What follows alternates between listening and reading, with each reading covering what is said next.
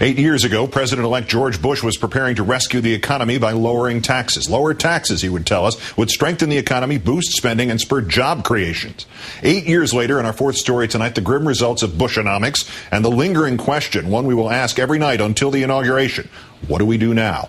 The context for today's Obama Economic Summit, those new job numbers we told you about, worse than expected, worse especially when you break out the component data. 49,000 construction jobs gone last month. Manufacturing in the auto industry at its worst in 30 years. 90,000 factory jobs gone, 9,100 of those in autos and auto parts. Auto dealerships, another 20,000 out of work, all just last month alone.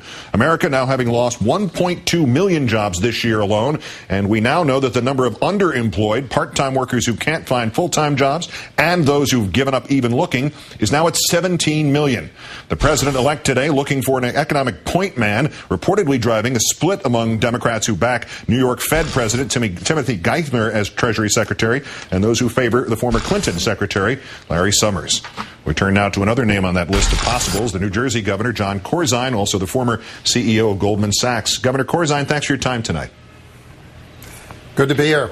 I have questions. Those were pretty shocking numbers tonight. They are appalling. I have questions about you in a moment, but first, the more important one.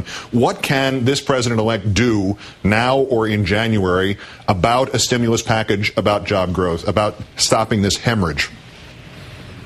Well, one of the things that he talked about today, dealing with the auto industry, we need to take that bailout package that was passed, that is completely the parts that haven't yet been utilized, and direct it to make sure that we don't lose a substantial part of those 2.5 million jobs in that industry. The second thing we have to do is lean against what's going to be happening at state and local government.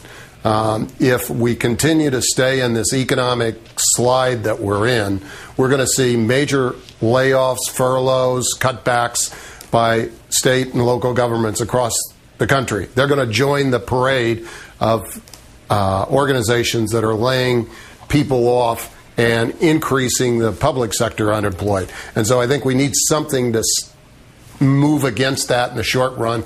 And I think that's something that could be done before the inauguration, both of those two issues. The other thing, obviously, that a president-elect can do before taking office is name a Treasury Secretary.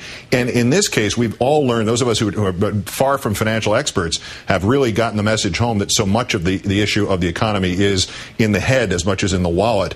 Is the name of the next Secretary of the Treasury as important, perhaps, as what he actually does?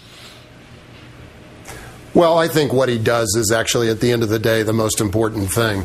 How you use $700 billion or $1.4 trillion if you add up all of these rescue packages that have been instituted, I think is a pretty important set of decisions that need to be first worked out in the Treasury and presented to the president. So the person has to be skilled. I think there is a lot to be said about the individual that is the Treasury Secretary bringing credibility to markets and to the people that you have to interact with in the economy at large. So both elements are important, but at the end of the day, you have to know what the heck you're doing. And how do we coordinate between a president-elect and a sitting Congress and the current president and the next Congress? Should the Democratic leadership wait President Bush out or try to compromise, coordinate? What about that level to this?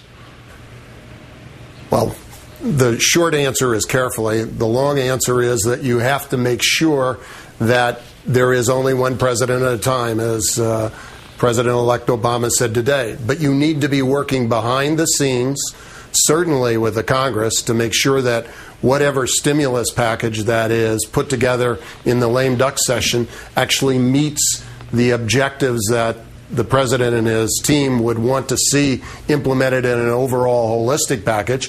And second of all, you need to be working to use those elements of rescue that have been established so that they don't get either utilized in wrong directions or set in stone in ways that might be countervailing to what you're trying to accomplish when you take office. And then third, I guess you ought to be putting together a program with regard to energy and the jobs that would be associated with developing an energy package, tax package that Senator Obama has talked about as being a priority, that ought to get rolled out after the inauguration. Finally, Governor, as promised, a question about you. It's obligatory. Are you being vetted for Treasury or any other administration position?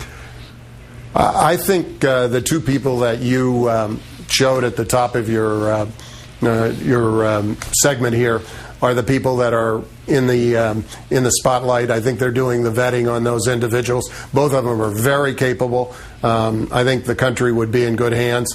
I like my job. I love New Jersey. I'd like to make sure we keep working on their problems. All right, Governor Jon Corzine of New Jersey. As you knew, I had to take a shot. Great. Thanks for joining us. Have a good weekend. Thanks for having me.